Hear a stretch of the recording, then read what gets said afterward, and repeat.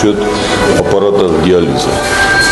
Там у нас не было заключенного договора по обслуживанию, и аппараты диализа периодически выходили из строя. Вот эту ситуацию Совершенно верно. попрошу вас взять. Я могу доложить по этой ситуации.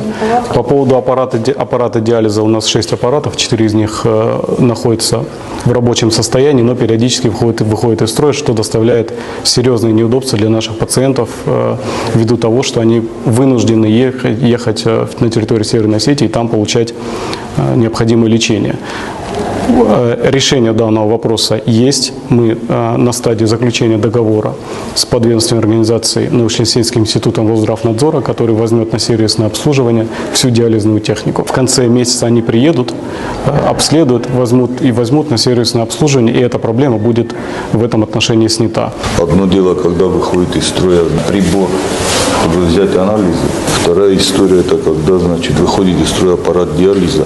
Это напрямую связано с риском для жизни. Поэтому особое внимание все-таки надо обратить.